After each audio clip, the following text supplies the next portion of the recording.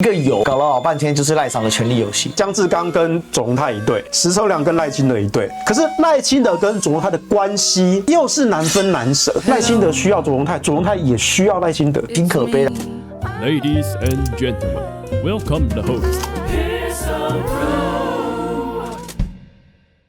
黄國昌呢，在王淺秋的節目上說，賴政府週5會向食藥署長江志剛請辭啊哈。這個事情呢，李惠芝就嗆說無端臆測，他認為說啊，沒有什麼比盡數還給國人無虞的食安環境、健全法治更為相關的重要。那麼你們沒有做啊？這到了這一天的時候，已經進入到第4週了，已經超過3週了，6月20已經1個月了。那這個後來聯合報出了一篇重磅快評哦，講了很多內幕啊。石崇良要拉卓榮泰下水，賴清德的醫界同窗穩了。那為什麼說石崇良是賴清德的醫界同窗呢？2025年的時候，石崇良剛上台，當時接過邱泰源嘛，然後你就會發現，衛福部長都是賴清德的同窗，或者是邱泰源是老師，對，老師下台之後換同學。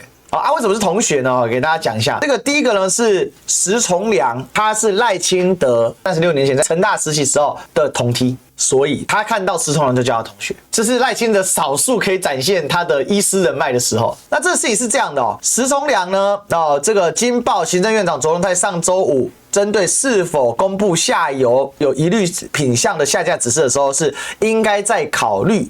這個事情是石崇良把卓榮泰給爆出來的，就到底是誰拍板20%，或者是下游的油品到底要不要這個？因為一開始說要下架中年油脂嘛，後來就說要下架3家廠商的油品，再後來才延伸到說用3家廠商去制作產品的啊，比較有名就南橋。那南橋作為吹哨子還被重罰，很慘。南橋現在躲起來不敢說話。但是立委啊，那時候沒有埋單啊。卓奎趕緊澄清說沒有蓋牌，因為這個說法其實就是暗示卓榮泰說要蓋牌嘛。那石崇良敢於風險轉嫁，上有閣揆，下有署長，部長位置似乎更穩了。後面還有2個考題要等着他呢，到底怎麼回事呢？因為衛福部的癌油處理啊大反覆啊，1週3次轉彎，從只下架中離油脂到下架第一線的產品，到20%以下不用下架，到20%以下要全面下架哦，那簡直就是換來換去。接受報告的時候說呢，是因為卓奎說要指示再考慮了這個事情。然後呢，這個被吳玉君捅了一刀，卓榮泰趕緊澄清，認為處理過程中絕對沒有蓋牌。那正要衛福部補充解釋到，卓奎聽到報告是應該再考慮，只覺得是第一層不夠安全，因此衛福部才召開專家會議，逐步收緊政策。這個再解釋就更明顯了，因為7月4號7月3號衛福部開專家會議，決議7月4號公布，7月6號之前要把所有20%以上的收掉，20%以下沒有。所以這相當於是早在6月30號卓奎就下面了嘛，因為代表什麼？他講這個命才去開會的嘛，那肯定是在開會之前嘛。那7月3號之後才開會啊，那就是第一時間決策只收中離油脂，不用收3家福壽、福茂、泰山的，那是這麼來的哦，這個很要命。在不管石崇良事後再怎麼解釋，卓榮泰第一時間是否決定蓋牌已成羅生門，但中槍是事實。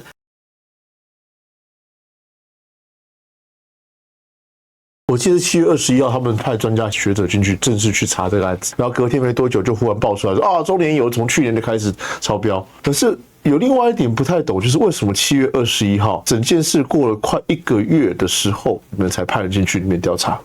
那該滅證的是不是都滅證了？那這個會不會有舞弊的嫌疑呢？我認為會有，我不預設立場，但是從一個民眾的觀點來講，這個幾率是非常非常高的。對，而我看到石崇良這樣子，我就覺得一人得道雞犬升天吶，不是說石崇良不夠好，而是說現在這狀況是手心手背都是肉，那賴清德就只能死吞下去啊。而且行政院院長是誰的人嘛？賴長，就是因為他是賴長人嘛，他的能力真的夠嗎？他的決策真的是对的嗎？老實講，我覺得他是，如果說比較起來，他是不是史上最糟糕的行政院院長？我覺得很有可能是。因為這行政院院長，老實講，你可以跟我講說他做什麼偉大成績出來嗎？除了大罷免，老實講，我甚至認為說這2年我們現在所有的政府機關出的這種醜態百出啦，和各種的怠惰啦，都跟大罷免有關。大罷免之前的1年，那想盡辦法發動大罷免；大罷免之後的1年，想辦法去把這過去的這1年跟今年的事情、2年的事情变成1年做，所以很多東西都做不好。那現在延伸到現在了，那你說他們民進黨现在這樣搞，很明顯嘛，知法玩法弄法亂法，為什麼不面對現實？該有錯就要認，但他的想法一定是認為說有錯我認了，我的政權就完了。當初為什麼老馬這件事情，大家是剛好被他們轉移焦點，因為騙人的人是味全，他騙人不管怎麼樣都是錯的，但是他造成的傷害遠比這一次來的小，而且這一次騙人的不只是業者，還有政府。騙人騙到說你直接拿出來講啊，扁平BAP 是天然物 ，BAP 用喝水可以排掉，這是什麼見鬼的講法？不就是惡心嗎？台灣還是自稱是先進國家，可是我們政府如此的阿黃、傲慢、蠻橫，這才是我覺得很悲哀的一點。到底為什麼要一個人下台負責這麼難？之前我一直酸他们叫做包着紙尿布的巨嬰呢，因為他們連道歉的權利都被賴場收回了嘛。就沒有一個官員願意道歉，到後來卓榮泰勉強道個歉，隔天又在說毀憲亂政。我跟你講，他們沒有道歉，他們從來沒有道歉。民進黨的想法是，我再怎麼我都不能講說我錯，這是不知道是什麼是哪個管理學還是哪個領導學裡面出來，怎麼樣領導都不能說有錯，怎麼樣我都不能承認自己有錯，我怎麼樣都不要自己承認自己有錯，我只要不承認自己有錯，我就不會錯，真的很可惡，非常可惡。所以我覺得大家就想問說，因為什麼今天特別從這個地方就開題，大家想問說，為什麼石崇良敢這麼囂張？我先給大家補充一個，你看當時捧了多高啊？從總統同學到最年輕衛福部長，石崇良如何從急診醫師小石頭跨界成為大磐石？然後呢，這裡哦，你看這個故事，哇，多感人！35年前，兩位清大實習醫師，如今一位是台灣第一位的醫師總統賴清德，另外一位是歷來上少年的衛福部長趙忠良。哇，這個都可以快去唱相聲，都可以唱布袋戲了，你有沒有感覺？從小石到大磐石的部長之路，感恩在場的生命貴人。石崇良，老實講，石崇良到底做的好不好，每個人都有自己的想法。而他說他們的普賴清德，他有，他普賴清德有時候有點誇張，這我沒認同。但是今天他決策錯誤，就有人要因為這樣子負責任，負起責任，因為這就是決策者該做的事情。是，那如果你這個決策者不做的話，那就是更上層要去做啊。你看。這個就爆料哦，這個成大醫院的實習醫師宣誓的典禮上，當時1990年有一個實習醫師，後來一直斜槓人生，那就是石崇良。同時期還有另一個學生，後來變成總統，那就是現任總統賴清德。所以賴清德看到石崇良都叫他同學。所以其實我覺得今天這個事情，為什麼我特別把它拉出來講，就是大家現在最大的質疑是，照2014年，他根本就不該在這裡待，多待了1個月。可是他的把口實在是太硬了，然後變成他竟然敢去甩鍋給卓榮泰，那這個事情呢，就引動了這個聯合報寫的另外一篇掛啊，卓榮泰冷待石崇良，這是上一篇的接續哦，這20號的哦，阿中棄石同意票哦，這戰隊寫怎麼回事呢？因為他們有一個活動嘛，那江志剛最早抵達現場，在1樓大廳被媒體毒訪。他很疲勞，說教育剪掉我們尊重。石崇良呢躲避媒體，直接從星光醫院地下室4樓直接上去。他到1樓去等卓榮泰，結果卓榮泰到的時候只跟石崇良呢短暫的握手，便跟星光醫院的董事長吳東進等人寒暄哦，互動非常的冷。幕僚隔成5層人牆，特別是呢。卓榮泰致辭時逐一稱呼在場官員，提到江志剛的時候，特別講江署長眼睛裡都是血絲啊，想必漏夜在檢驗啊。現場爆出一個笑聲，石崇良的存在感完全被忽略。那石崇良的危機感呢，不只是卓榮泰的冷待啊，陳時中政委對自己人展現極度的溫柔，他不止一次力挺涉入風波的同袍用極高的政治義氣包裝自己人。前年9月衛福部長交接的時候，曾對石極度讚賞，稱石是智者，還透露新冠疫情初期呢，迅速建制集中檢疫就是石帶頭推動的。寶瓶星號事件中，他更與石穿上防護衣一起登船檢驗，那時候算是石崇良比較有名的時刻嘛這些話言猶在耳，不到1年時間，面對中年油的火燒民進黨政府的危機中呢，陳時中直接鐵面無私冷冷落下，誰錯就辦誰政府不包庇切割的重話，前後對比，陳時中此刻未見人反而展現沒危機是戰友，有危機就是棄子的政治叢林法則，形同為棄石投下1張同意票。所以現在看得出來，大家的這個裡面最大問題是江志剛是站在第一線，那民進黨的規則可能要改寫，因為你想向來如果真要死第一線那一個，而且死技術官員，不死我們自己人，因為江志剛講白了不是自己人，江志剛是技術官僚出來，因為大家知道署長這個層級是由事務官去升任，但是到了部長、次長，那他就肯定就是政務官嘛，會有政務次跟常務次嘛。石崇良感受到了卓榮泰的冷淡，兩人關係降至冰點，也是以咎由自取賴清德已經畫下該救着就救着的紅線，最後可能只剩棄石的劇本，但是到目前為止。石崇良穩如泰山，還是回到那個問題，如果你個總統是東阿，那你要害怕什麼？對不對？其實邱泰源會倒。邱泰源是賴的老師嘛？邱泰源會倒是邱泰源太克誰？他去透露他跟賴清德的個人互動，石崇良就很聰明，他從來不說他跟賴清德的個人互動，但是大家都看在眼裡。賴清德看到石崇良，心情特別就因為我覺得賴清德在醫界沒什麼根底啦，但石崇良是可以證明他是醫師的一個非常好的活化石。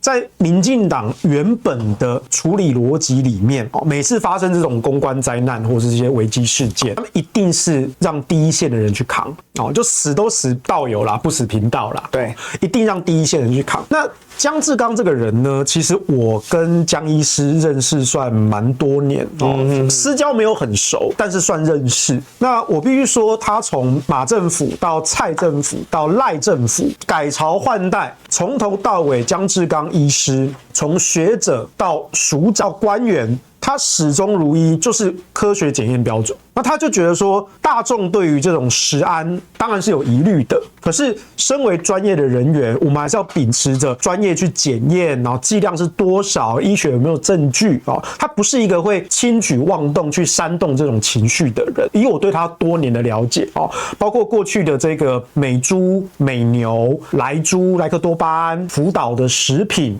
甚至到這一次的這個毒油這個事件，我眼中的江志剛，我幫他講句話，他真的多年來始終如一。那他後來去接這個食藥署的署長，完全跟政治背景沒有關係，他沒有政治背景，他真的就是以一個技術官僚的身份去接任食藥署署長。那食藥署是一個3級機關它不是一個1級或2級的單位，它不是部長或次長，它就是一個3級機關的首長，所以他就是一個技術官僚坐上這個位置。那當初他當这個食藥署長，其實我是後來他當了好一陣子，我才看到新聞說，原來他當署長了，還蠻恭喜的，因為我們這個科學圈的人知道這件事情，所以蠻為他高興的，也算是民進黨終於找一個會做事的人了，還不錯。所以呢，在這一次的毒油事件爆發，依我們對民進黨常年的了解，他一定是推第一線人去扛。可是接下來就是一個政治高層的鬥爭。剛才聯合報那2篇評論寫得非常的一針見血，它變成一個高層的人脈權力鬥爭。石崇良既然敢拉他的長官卓榮泰下水，他捅他媽一刀。可是石崇良是賴清德的人，江志剛原本是負責這件事情的一個技術官僚，然後現在卓榮泰院長的眼光是放在這個小小的署長身上，對不對？當然不是說卓榮泰跟江志剛多好，而是這是一個相對的嘛。你他媽的部長捅我現在當然冷落你啊！我要去跟署長你真的辛苦啊！所以就变成說大家開始分2隊咯，江志剛跟卓榮泰一隊，石崇良跟賴清德一隊。那賴清德跟卓榮泰的關係又是一個難分難解，對不對？因為賴清德沒人可以用，對不對？從去年那時候大家喊行政院長是不是要換，對不对？一直在那邊就是不喜歡的法律就不附屬，立法院3讀通過他也沒在插小，對不對？那這種傲慢的行政院長不用下台嗎？卓榮泰就是死賴着不走。那當然，如果你以賴清德的立場來看，說真的，賴清德也沒有人可以換，賴清德就沒人可以換，他也不太敢換，他也不敢換，他也不敢換陳其邁。他如果敢換陳其邁的話，反而高雄就穩了。但是，因為他怕陳其邁給他搞一模一樣的招數，對不對？所以清德來說，你知道那個他們昨天去談那個行政院食安法那個版本，陳其邁進去說誰定的？陳其邁做過行政院副院長，對，他很了解這個中央層級的決策，對啊，所以他進去讓到底誰決定的？對，然後就沒人敢講話。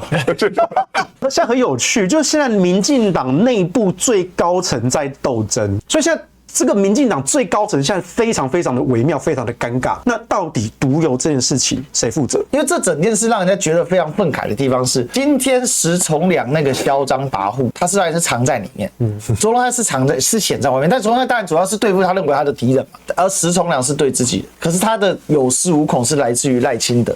那你整個行政團隊，我就問一個問題啊，你這整個衛福部要不老師要不同學的，那請問你這衛福部哪裡有什麼？當然他們都是醫師出身啊，他們自己的小圈子，那這個不就是簡單來講就是人生依附關係嗎？哇，21世紀的第二個25年都開始了，結果我們還在玩封建分封制嗎？還在玩人身故吏制嗎？是怎樣玩清末？是不是搞什麼東西？我覺得這簡直是讓人覺得非常惡心，而且還有一個狀況，石崇良從頭到尾硬到不行，是怎樣？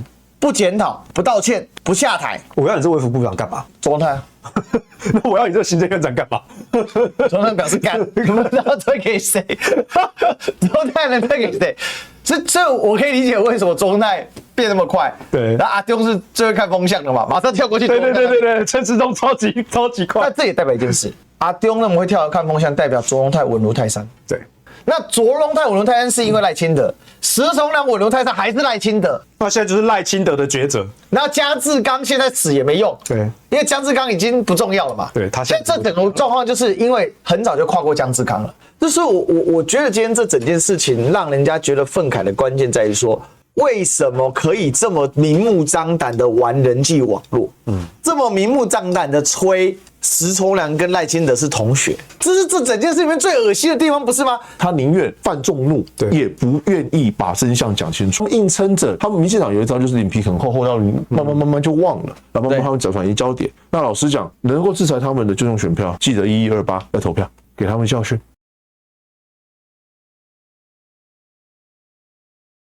如果同學不死，那死院長可不可以？因為這整件事是這樣，民進黨上一次14年的時候排布的核心是全部衝着院長去。對，如果沒有民進黨在14年開這個先例，基本上最多就燒到部長。但是既然當年要部長要院長死，而且最後確實江宜樺辭掉之後，下場極為淒慘。對，連台大教職都丟了嘛。那如果部長死不了，因為有同學護駕，那院長怎麼辦呢？院長不能死，院長死了有麥啊。麥不是我的人。佩祥有說嘛，陳其邁走進去第一句就問誰定的？下面人定的呀？這個行政院版這個食安法誰定的？因為第一個，陳其邁當過行政院的副院長，對，所以他知道中央的那些立法修法的程序啊，他知道這個決策的程序，所以他第一句就是誰定的。第二個，他為什麼問這個問題？因為他不爽這一部食安法完全把責任丟到地方去。他現在老子自己就是高雄市市長啊，你現在你怎麼樣？我的黨，我的中央政府要把這個責任丟到我地方頭上來，你不能說6都裡面有很多都都是國民黨執政啊，你就忘了我們台南、高雄那陳其邁當然不爽啊，走進又問說誰定的？盧秀燕跟講話怎麼樣？今天怎麼樣？你們自己民進黨內戰是不是？陳其邁就不是賴清德的人啊。當然，你說這個論資排輩，以經驗、以行政資歷來說，卓榮泰如果下去了，誰能接？我覺得可能陳其邁可以接啊，因為剛好嘛，他當過副院長，又當過直轄市的市長，那他再往上一階就只有行政院長。對，我覺得他資歷也夠啦。但問題就是賴清德的人吶，我怎麼會讓你接？對不對？同樣的道理，說真的，卓榮泰下去了，我今天如果我是賴嫂，我也不知道我要換誰呢？誰扛得住啊？對，所以搞不好不只是26年選舉啊，搞不好就是跟他到28年，是搞不好28年之後啊。我是不知道啦，我是不知道有誰可以換，所以你這個石崇良跟卓榮泰互看不爽你捅我刀啊，我不爽你啊，沒辦法，我們的上司頂頭大老闆是勾在一起的，大家解不開，大家同一條船，誰沉就誰一起死，對啊，現在國民黨的藍白要打過來了，船破了，大家一起死，卓榮泰還真的換不掉。這裡面我補充一下世修的說法了，第一個，卓榮泰一旦走，因為卓榮泰其實是沒派系的。對，現在這個民主活水純粹就是卓榮泰替賴清德組的泛賴系。對，新潮流裡面也是各種事情啊，也很難完全控制。所以雖然賴清德表面上退出新潮流，但他所有的子弟兵全部都留在新潮流嘛。林俊憲、郭國文、林怡景全部都留在新潮流嘛。邱麗麗這大咖一個比一個大咖，都留在新潮流。所以賴清德實質上還是對新潮流很有影響力，但問題只有這樣是絕對不夠的。所以他吸收了鄭國會嘛，那鄭國會是怎麼跟賴清德搭上線的啊？鄭麗君關係很大，鄭麗君雖然比較孤鳥，不過鄭麗君早年就是鄭國會的，是大家都以為鄭麗君是新潮流，其實不是，鄭麗君是鄭國會，他只是沒有那麼熱衷於派系跟權力的運作，因為他這個人呢，我覺得啦，相對來說，他對權力事實上是比較佛系，因為他吃得好，穿得暖，過得很舒服。那在這個情況之下，其實鄭麗君一直要組閣，是賴清德想。